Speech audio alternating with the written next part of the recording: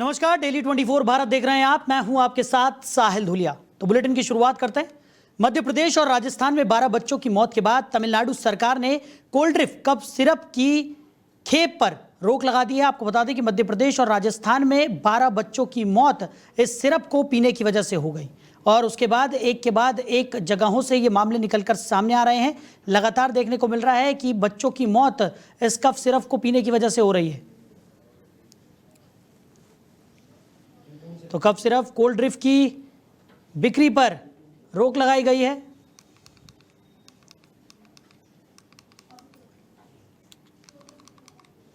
तमिलनाडु सरकार ने cold drink cough syrup की बिक्री पर पूरी तरह से रोक लगा दी है। साथ ही इसे पूरे बाजार से हटाने के निर्देश भी दे दिए गए हैं।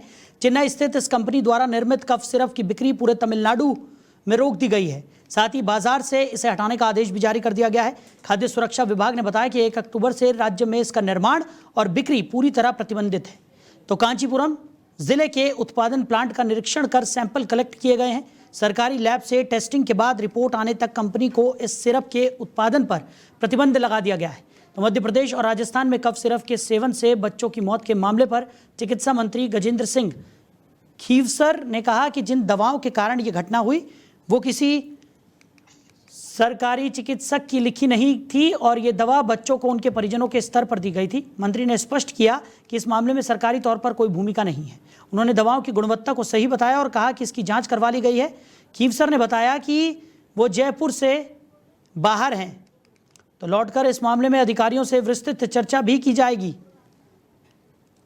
तो बता दें कि मध्य प्रदेश और राजस्थान से कफ सिरप को पीकर जिन बच्चों की मौत हुई है उसने सभी को चिंताओं में डाल दिया है। खबर पर ज़्यादा जानकारी के साथ हमारे सहयोगी समीर अवस्थी हमारे साथ जुड़ गए।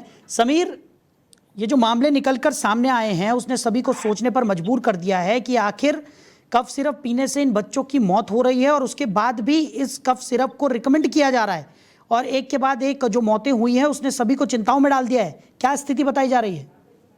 देखिए, बिल्कुल मध्य प्रदेश के लिए और ये बहुत गंभीर विषय है कि जब बच्चों को सर्दी जुकाम जैसे वायरल फीवर भी हो रहे हैं वर्तमान समय में बारिश के मौसम के कारण, जिसको देखते हुए जो अभिभावक हैं, अभिभावकों ने कफ सिरप लिए थे, जिसके बाद आंकड़े जो है लगातार बढ़ते जा रहे हैं। अब तक 1 महीने के अंदर 9 बच्चों की मौत हो चुकी है। तो ये निश्चित तौर पर प्रशासन के लिए और सरकार के लिए बहुत गंभीर विषय है कि इस पर तत्काल प्रभाव से एक्शन लेना चाहिए। मध्य प्रदेश में छिंदवाड़ा का ये पूरा मामला है, परासिया क्षेत्र का, जहां पर कफ सिरप पीने से बच्चों की डेथ हुई है। इस मामले में स्वास्थ्य विभाग की टीम ने जगह जगह मेडिकल स्टोरों में छापेमार कार्रवाई भी शुरू कर दी थी। इसके बाद जो है अभी भी सरकार की तरफ से भी ये प्रयास किए जा रहे हैं, निर्देश दिए गए हैं कि जल्द से जल्द इस पर कड़ा एक्शन लिया जाए। और जांच में ये भी पाया गया था कि कफ सिरप पीने से बच्चों की डेथ हुई है लीवर फेल होने के कारण। तो अभी फिलहाल ये गंभीर विषय बना हुआ है और हड़कंप मचा हुआ है परासिया क्षेत्र में और ये जांच अभी भी जारी है। जी समीर, जिस तरीके से जांच की बात तो यहाँ पर की जा रही है, लेकिन सवाल ये है कि जिन बच्चों की मौत हुई है उनका जिम्मेदार आखिर कौन है? क्या वजह है कि इस तरीके के कफ सिरप अभी भी मार्केट में उपलब्ध थे और क्यों पहले इसकी जांच पड़ताल नहीं की गई, जिसकी वजह से ये बड़ा हादसा यहाँ पर हुआ है? देखिए, बहुत बड़ी लापरवाही है। सिर्फ छिंदवाड़ा में जो कफ सिरप बिके हैं उसको लेने के बाद जो बच्चों की डेथ हुई है, ये जिम्मेदार स्वास्थ्य विभाग है और कहीं ना कहीं इसमें सरकार भी दोषी है, क्योंकि ये ऐसे कफ सिरप को जिस कंपनी के द्वारा बनाया जा रहा है, ब्रांड बनाए जा रहे हैं, मार्केट में डाले जा रहे हैं, तो इस पर पहले से जांच क्यों नहीं होती? क्यों इस पर ध्यान नहीं दिया जाता? आखिर कैसे खुले तौर पर ये मेडिकल स्टोरों में आसानी से मिल जाते हैं? जब कोई बड़ा हादसा होता है उसके बाद सरकार और प्रशासन की नींद खुलती है और तत्काल आदेश दिए जाते हैं। लगातार मध्य प्रदेश के अलावा ऐसे कई जिले में इस प्रकार की सूचनाएं हैं कि मेडिकल स्टोरों में अवैध तरीके से कई प्रकार की चाहे सिरप हो, मेडिकल स्टोरों में टैबलेट हो, ऐसे बिकती हैं। लेकिन जो ड्रग इंस्पेक्टर है ये क्या कर रहे हैं? किसी भी क्षेत्र में सही तरीके से काम नहीं कर रहे हैं, चाहे वो छिंदवाड़ा हो या मध्य प्रदेश के हर जिले में देखा जाए तो लोग ड्रग इंस्पेक्टर को नहीं जानते हैं कि अगर शिकायत करनी हो तो किसको करें। इस प्रकार की घटनाएं जो है बहुत ही शर्मनाक है प्रशासन के लिए। और जो जांच की बात कर रहे हैं तो तत्काल प्रभाव से जांच करके जो दोषी हैं उन पर एक्शन लेना चाहिए और मेडिकल स्टोरों में अगर इस प्रकार की सिरपें बिक रही हैं तो तत्काल प्रभाव से सील कर देना चाहिए। बिल्कुल समीर, और कार्रवाई यहाँ पर ज़रूर करने की बात यहाँ पर की जा रही है, लेकिन जो जिम्मेदार अधिकारी हैं उनका इस पूरे मामले में क्या कुछ कहना है? क्योंकि कई जगहों से ये भी निकलकर सामने आया कि सरकारी स्वास्थ्य विभागों में भी इस तरीके की दवाइयों का वितरण यहाँ पर किया जा रहा था और उसी की वजह से कई बच्चों की जान गई है। देखिए, जो छिंदवाड़ा के जिला प्रशासन है, जिला प्रशासन ने मामले को जैसे ही ये खबर आई कि कफ सिरप पीने के कारण बच्चों की डेथ हो रही है और लीवर फेल हो रहे हैं, तो जिला प्रशासन ने मामले की गंभीरता को देखते हुए परासिया क्षेत्र में जितने भी मेडिकल स्टोर्स हैं उन पर छापेमार कार्रवाई की है और जो संदिग्ध कफ सिरप है सैंपल उनके लिए गए हैं जांच में और जांच कराकर कार्रवाई करने की बात की जा रही है। और जो छिंदवाड़ा के कलेक्टर हैं, एसडीएम हैं, खुद नजर बनाए हुए हैं। इसके साथ ही राज्य सरकार ने भी सख्त निर्देश दिए हैं कि ऐसे जो कफ सिरप है उनको बैन किया जाए और स्वास्थ्य मंत्री को भी रिपोर्ट तलब किया गया और जिम्मेदारों पर एफआईआर दर्ज करने की भी इसमें बात सामने आ रही है और संकेत आए हैं कि इस पर जल्द से जल्द बड़ा एक्शन हो सकता है। चलिए समीर, हमारे साथ जुड़ने के लिए, इन तमाम जानकारियों के लिए आपका बहुत शुक्रिया। तो कफ सिरप पीने की वजह से कई बच्चों की जान चली गई है। मध्य प्रदेश और राजस्थान में जिस तरीके के मामले सामने आए हैं, उसके बाद तमिलनाडु में भी कफ सिरप को पूरी तरह से बैन कर दिया गया है। तो ग्राफिक्स के जरिए आपको दिखा रहे हैं कि अब तक कितने बच्चों की मौत हुई है। कुल 11 बच्चों की मौत हुई है। मध्य प्रदेश में 9 और राजस्थान में 2 बच्चों की मौत हुई है।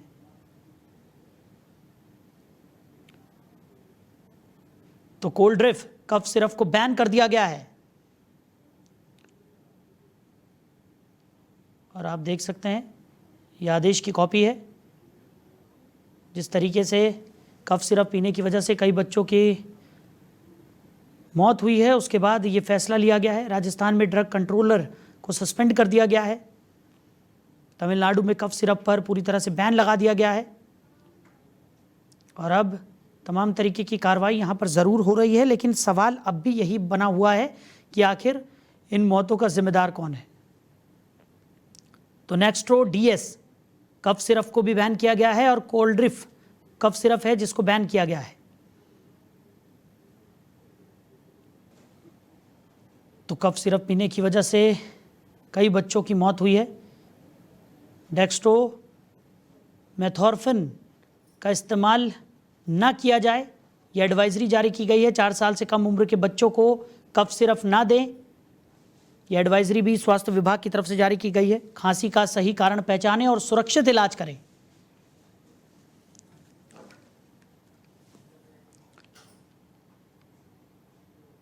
आगे बढ़ते हैं। आगामी बिहार विधानसभा चुनाव को लेकर तैयारियां तेज हो गई हैं। बिहार विधानसभा चुनाव की तैयारियों की समीक्षा के लिए आज पटना में चुनाव आयोग की महत्वपूर्ण बैठक शुरू हो गई है। इस बैठक में मुख्य निर्वाचन आयुक्त ज्ञानेश कुमार अध्यक्षता कर रहे हैं। उनके साथ निर्वाचन आयुक्त डॉक्टर सुखबीर सिंह संधू और डॉक्टर विवेक जोशी भी मौजूद हैं। आयोग की टीम इस महत्वपूर्ण बैठक में विभिन्न राजनीतिक दलों के प्रतिनिधियों के साथ चर्चा कर रही है।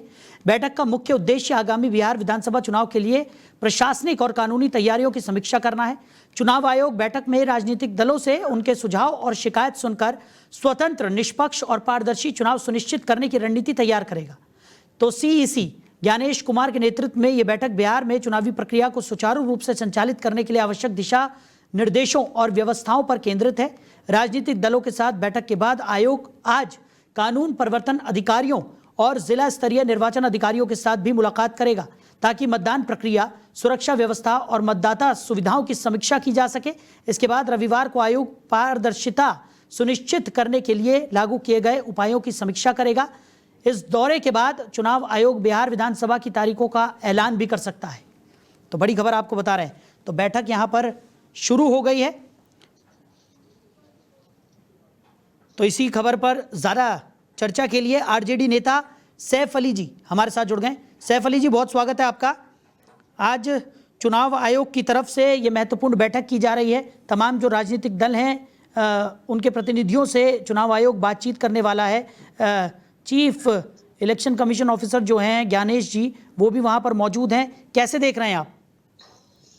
चीफ इलेक्शन कमिश्नर आए, लेकिन उन्होंने छोटी छोटी पार्टियां जैसे मांझी जी केंद्र में मंत्री हैं, उनकी हिंदुस्तानी अवामी मोर्चा को उन्होंने दावत नहीं दिया और भी बहुत हमारे मुकेश सैनी जी की पार्टी उनको दावत नहीं दिया, जिनके 4 एमएलए भी जीत चुके थे यहाँ से, वो मंत्री रहे। छोटी छोटी पार्टियों को नहीं बुलाना, ये क्या ज्ञानेश जी कर रहे हैं उन्हें पता नहीं। और ये आए कल रात को, उनसे पहले हमारे विनोद तावड़े जी और जो भी भाजपा के जितने प्रभारी है वो भी आ गए पहले, उनके आने से पहले। ये संयोग है या प्रयोग है ये मुझे समझ में नहीं आ रहा है, लेकिन चुनाव आयोग का जो फैसला होता है, चुनाव आयोग का फैसला कहीं ना कहीं भाजपा के नेताओं द्वारा प्रभावित होता है। राहुल गांधी की जो यात्रा हुई है सफल, एक बहुत अच्छी यात्रा हुई है, जिससे शायद भाजपा डरी हुई है, चाहती है इलेक्शन के डेट को धीरे धीरे बढ़ाना। हम 10-15 दिन पहले एक्सपेक्ट कर रहे थे कि चुनाव की घोषणा हो जाएगी। लेकिन अली साहब, आज तो ये कयास लगाए जा रहे हैं कि ये जो मुलाकात होगी इसके बाद कहीं ना कहीं जो चुनाव का रास्ता है वो क्लियर होता हुआ नजर आएगा और चुनाव की तारीखों का ऐलान भी आज इलेक्शन कमीशन कर सकता है। आज तो किसी कीमत पे नहीं करेगा, जैसा मेरे सोर्सेज कह रहे हैं। 10 तारीख से पहले चुनाव आयोग चुनाव की घोषणा नहीं कर सकता है। हाँ, चुनाव के वो जो तौर तरीके हैं उस पे हमें तो लगता है कहीं 1 महीना चुनाव आयोग चुनाव को बढ़ा नहीं दे। तो क्या वजह देखते हैं सर, क्या वजह देखते हैं, क्या वजह है कि अभी तक चुनाव आयोग जो है वो तारीखों का ऐलान नहीं कर रहा है? और जैसे कि आप इस बात को कह रहे हैं कि आपके पास पुख्ता जानकारी है कि आज भी चुनाव आयोग तारीखों का ऐलान नहीं करेगा, क्या वजह मान रहे हैं इसके पीछे? इसके पीछे कहीं ना कहीं भारतीय जनता पार्टी डरी हुई है। राहुल गांधी की सफल वोट अधिकार यात्रा और तेजस्वी यादव जी की बिहार अधिकार यात्रा, दोनों यात्राओं में जो उमड़ रहा जन सैलाब है से कहीं ना कहीं भयभीत है भारतीय जनता। मतलब आप ये कह रहे हैं कि चुनाव आयोग जो है वो भाजपा के कहने पर ही काम कर रहा है? इससे पहले भी कई बार आरोप लगाए गए हैं, लेकिन चुनाव आयोग ने कई बार क्लैरिफिकेशन दिया है कि वो स्वतंत्र एजेंसी है और वो अपना काम बखूबी कर रही है। नहीं, चुनाव आयोग कहीं ना कहीं भाजपा आयोग है। भाजपा के लोग BLO के साथ टेबल शेयर दरभंगा, यहाँ हमारे दरभंगा में उन्होंने किया, उनके भारतीय जनता पार्टी की महिला मोर्चा। भाजपा पहली बार इन संवैधानिक संस्थाओं का 11 सालों में दुरुपयोग हो रहा है और बहुत जोर से दावा किया जा रहा था SIR में बिहार में भी रोहिंग्या बस गए हैं, बांग्लादेशी बस गए हैं। तो SIR की रिपोर्ट में बताए कितने लोग बांग्लादेश और रोहिंग्या के लोग थे जो इस बिहार में रह रहे थे, कितने लोगों का वोट काटा गया। ऐसा लग रहा था 7.5 करोड़ वोटरों में 1.5 करोड़ बांग्लादेशी और रोहिंग्या, ऐसा भाजपा के लोग ऐसा चिल्ला रहे थे। लेकिन सैफ साहब, चुनाव आयोग की तरफ से तो लगातार ये कहा जा रहा है कि जो भी राजनीतिक दल, चाहे वो RJD हो, कांग्रेस हो, क्योंकि तेजस्वी यादव ने भी ये सवाल उठाया, राहुल गांधी ने भी चुनाव आयोग पर कहीं ना कहीं सवाल खड़े किए, लेकिन चुनाव आयोग का साफ तौर पर यह कहना है कि ये बेबुनियाद आरोप है। हर बार आरोप लगाए जाते हैं, लेकिन जब सबूत पेश करने का मौका आता है तो आप लोग पीछे हट जाते हैं।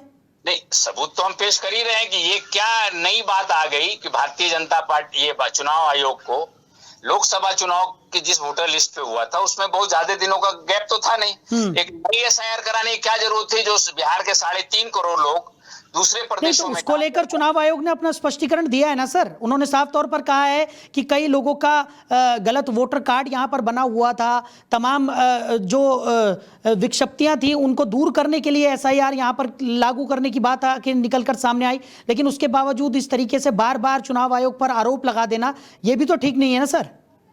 चुनाव आयोग पर आरोप तो लगाना निश्चित बनता है कि अगर लोकसभा का चुनाव अगर अवैध वोटरों ने वोट किया था तो लोकसभा के मेंबरशिप खत्म कर देनी चाहिए चुनाव आयोग को, कि वो अवैध वोटरों ने उनको वोट करके जिताया था। लेकिन यहाँ मंशा क्या थी, चुनाव को के डेट को कैसे आगे बढ़ाया जाए और जो जेन्युइन वोटर है इस प्रदेश के, जो बाहर दूसरे देशों में कमा रहे हैं, जो पिछड़ी जाति के लोग हैं, जो विदेशों में 4.5-5 लाख लोग हैं हमारे बिहार के रहने वाले, जो माइनॉरिटी के लोग हैं, उनके नाम को काटने की साजिश हुई है और बहुत सारे नाम को काटे भी। चलिए ठीक है साहब, बहरहाल आप तमाम बड़े आरोप तो यहाँ पर चुनाव आयोग पर लगा रहे हैं और इससे पहले, ये पहली बार नहीं है, इससे पहले भी हमने देखा है कि RJD की तरफ से, कांग्रेस की तरफ से लगातार सवाल खड़े किए गए हैं। लेकिन अगर आज चुनावी तारीखों का ऐलान होता है तो उसके बाद क्या स्टैंड रहने वाला है आपका? आज तो किसी कीमत पर चुनाव आयोग चुनाव तिथि घोषणा नहीं करेगी, मैं दावे के साथ कह सकता हूँ। चलिए ठीक है सैफ साहब, हमारे साथ जुड़ने के लिए, इस तमाम चर्चा के लिए आपका बहुत शुक्रिया।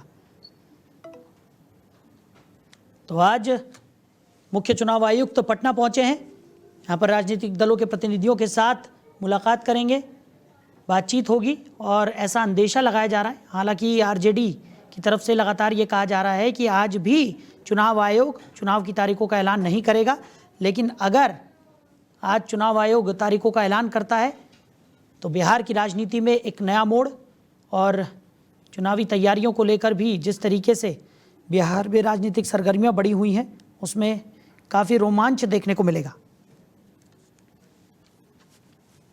आगे बढ़ते हैं, बात करेंगे बरेली की। बरेली शहर में 26 सितंबर को हुई हिंसा के बाद समाजवादी पार्टी ने अपना प्रतिनिधिमंडल भेजने का फैसला किया था। सपा के इस डेलीगेशन में कुल 14 नेता थे, जिन्हें शनिवार को बरेली जाने से रोक दिया गया। पुलिस प्रशासन ने उन्हें बीच रास्ते में ही रोक लिया।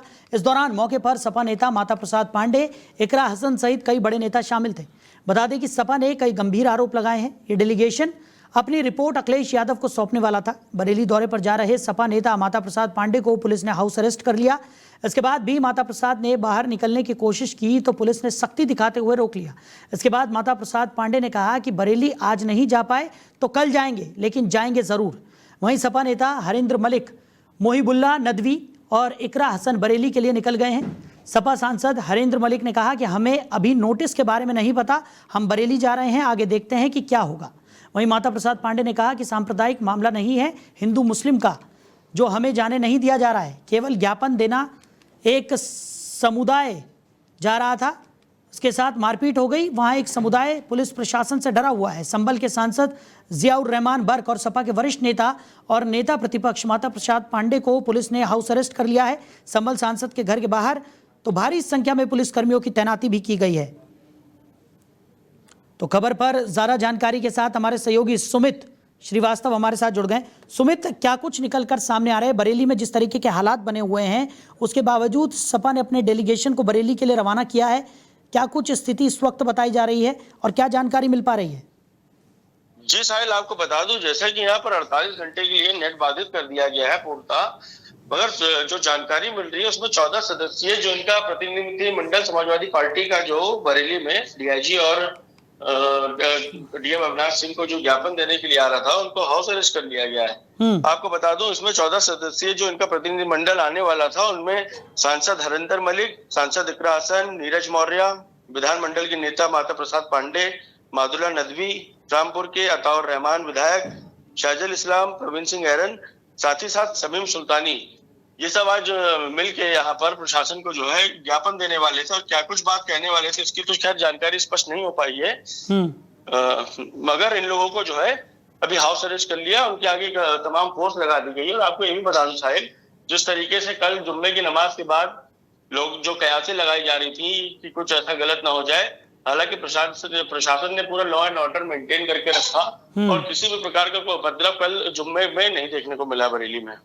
सुमित, हम लगातार देख भी रहे हैं कि प्रशासन ताबड़तोड़ कार्रवाई भी यहाँ पर कर रहा है इस पूरे मामले में, और जो भी दोषी हैं उनके खिलाफ त्वरित कार्रवाई यहाँ पर प्रशासन करता हुआ नजर आ रहा है। क्योंकि उत्तर प्रदेश के मुखिया योगी आदित्यनाथ ने साफ संदेश यहाँ पर दे दिया था कि जो भी माहौल बिगाड़ने की कोशिश करेगा उनके खिलाफ सख्त से सख्त कार्रवाई होगी, किसी को बख्शा नहीं जाएगा। दूसरी तरफ समाजवादी पार्टी के कई नेताओं को तो हाउस अरेस्ट किया गया है, लेकिन कुछ नेता हैं जो बरेली का रुख कर चुके हैं। ऐसे में पुलिस प्रशासन की बरेली में क्या कुछ तैयारी देखने को मिल रही है?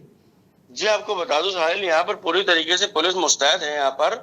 और प्रशासन की बात करी जाए तो पूरा अलर्ट मोड पर यहाँ पर प्रशासन है। और हालांकि किसी भी प्रकार का उपद्रव या कोई अराजकता से निपटने के लिए योगी की जो पुलिस है वो पूरी तैयार है बरेली में। और हालांकि आपको बता दूं, यहाँ के जो लोकल बॉडी है, जैसे समाजवादी पार्टी के शिवचरण कश्यप हुए और तमाम यहाँ के महानगर अध्यक्ष, इनके घर के बाहर भी पुलिस फोर्स तैनात कर दिया गया है। क्योंकि किसी भी तरीके की टीका टिप्पणी करना, इस समय माहौल को बिगाड़ने का जो प्रयास किया जा रहा है लगातार, अगर पुलिस प्रशासन एक्टिव मोड पे ना होता तो बरेली में बद से बदतर हालत हो जाती। हालांकि लॉ एंड ऑर्डर पूरा मेंटेन करके रखा है।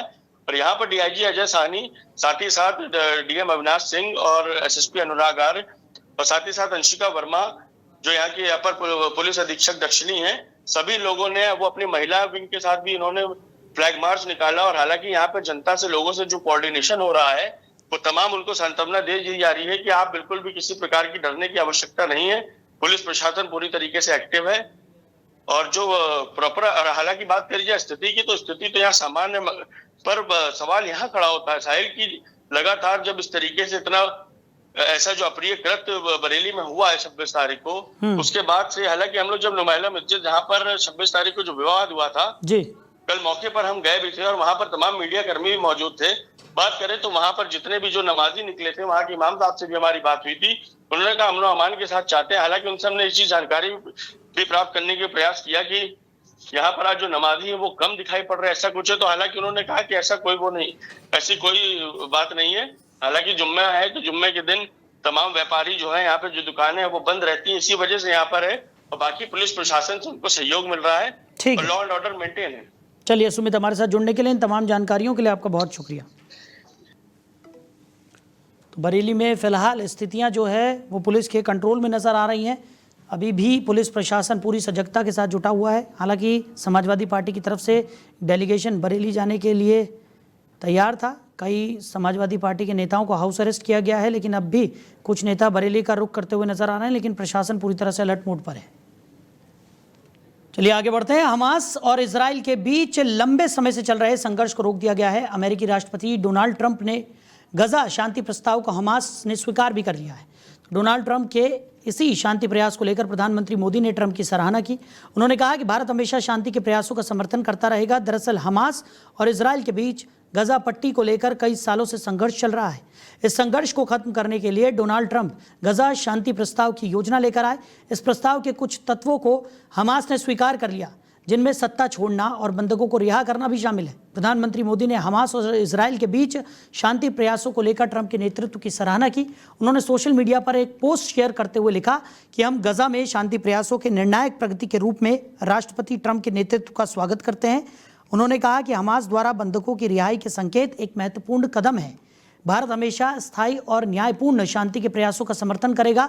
हमास ने ट्रंप की योजना के कुछ तत्व स्वीकार करते हुए सत्ता छोड़ना और सभी बंधकों को रिहा करने की मांग को स्वीकार कर लिया है, लेकिन हमास ने मांग की है कि इसके बदले में सैकड़ों फिलिस्तीनी कैदियों को भी रिहा किया जाए। इससे पहले ट्रंप ने सोशल मीडिया पर एक पोस्ट शेयर करते हुए लिखा था कि अगर हमास बचे हुए शेष बंधकों को रिहा कर देगा और सत्ता छोड़ देगा तो इसके बदले में इजराइल अपना आक्रमण रोक देगा और सभी फिलिस्तीनी कैदियों को रिहा कर देगा। उधर प्रधानमंत्री नरेंद्र मोदी आज युवाओं के लिए अब तक की सबसे बड़ी पहल की शुरुआत करने जा रहे हैं। 62,000 करोड़ रुपए से अधिक मूल्य की इन योजनाओं का मुख्य फोकस शिक्षा, कौशल और रोजगार होगा। तो खासतौर पर बिहार को इस ऐतिहासिक घोषणा का केंद्र बनाया गया है, जहां नई योजनाओं से लाखों युवाओं को सीधा लाभ मिलने वाला है।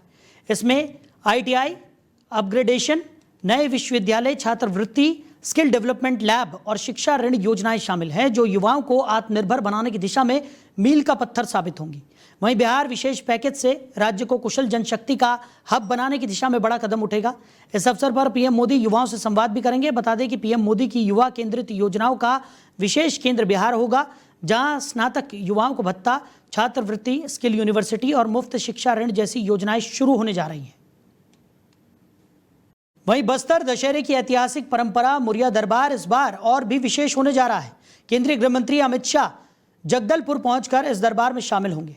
अमित शाह ऐसे दौरे में बस्तर आ रहे हैं और अब माओवाद के खात्मे का अंतिम अध्याय लिखा जा रहा है और केंद्र और राज्य की डबल इंजन की सरकार क्षेत्र की संस्कृति और परंपराओं को नई पहचान देने में जुटी है। दरबार में वो 80 परंगनाओं से आए मांझी मुखियाओं से सीधे संवाद करेंगे और उनकी समस्याएं भी सुनेंगे। ये पहला अवसर होगा जब कोई केंद्रीय गृह मंत्री इस पारंपरिक दरबार में जनजातीय प्रतिनिधियों से आमने सामने बातचीत करेगा। विश्व प्रसिद्ध बस्तर दशहरे की ये परंपरा 145 वर्षों से जारी है और आज भी उतनी ही प्रासंगिक है। तो भारत रूस से कुछ और S-400 मिसाइल डिफेंस सिस्टम खरीद सकता है। ऐसे 5 सिस्टम की डील पहले ही हुई थी, जिनमें से 3 भारत को मिल चुके हैं। नई डील इनके अलावा होगी और दिसंबर में रूसी राष्ट्रपति व्लादिमीर पुतिन के भारत दौरे के समय डील पर बातचीत हो सकती है। ये वही डिफेंस सिस्टम है जिसने ऑपरेशन सिंदूर के बाद पाकिस्तान की ओर से किए गए ड्रोन और मिसाइल हमलों को हवा में ही मारकर नाकाम कर दिया था। भारत ने अक्टूबर 2018 में रूस के साथ $5 अरब का समझौता किया था। उस समय अमेरिका ने चेतावनी दी थी कि इस सौदे को आगे बढ़ाने पर वो CAATSA कानून के तहत भारत पर पाबंदी लगा सकता है। भारत S-500 मिसाइल सिस्टम खरीदने पर भी विचार कर रहा है। S-400 और S-500 दोनों ही मॉडर्न मिसाइल सिस्टम है। इसका इस्तेमाल एयर डिफेंस और दुश्मन के हवाई हमलों से बचने के लिए किया जाता है।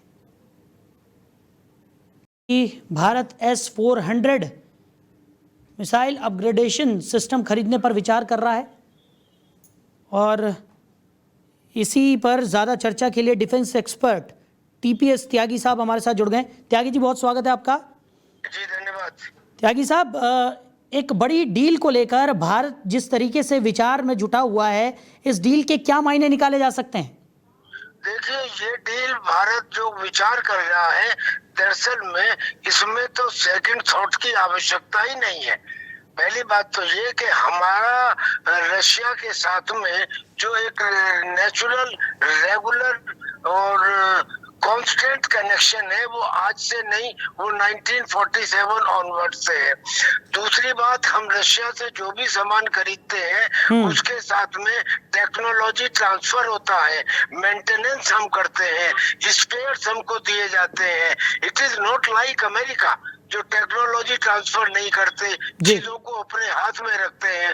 तो रशिया से खरीदना टेक्निकली भी हमारे लिए आवश्यक है। और तीसरी बात, वर्तमान में जो स्थिति है वो स्थिति ये है कि अमेरिका और अमेरिका के प्रेसिडेंट एक किस्म से बायस हो गए हैं।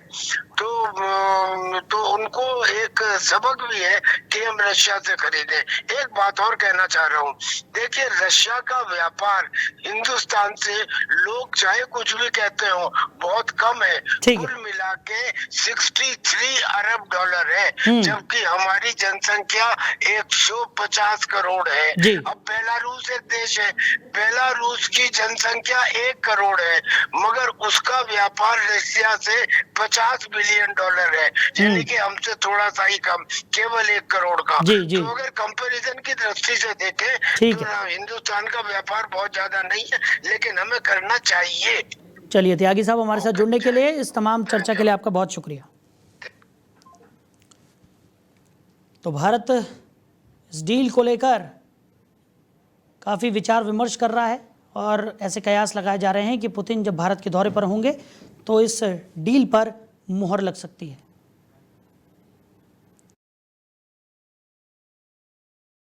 तो फिलहाल इस बुलेटिन में मेरे साथ इतना ही, आप बने रहिए। नमस्कार। सत्ता की हर चाल पर हमारी नजर, जनता की आवाज सबसे पहले, सच की पड़ताल करेंगे हम। क्या छपा क्या छिपा, राजनीति के खेल का पर्दाफाश, जहां राजनीति को परखा जाता है जनता की कसौटी। राष्ट्रहित है हमारी प्राथमिकता, जहां बॉलीवुड की चमक भी सच्चाई से टकराती है। भारत पर।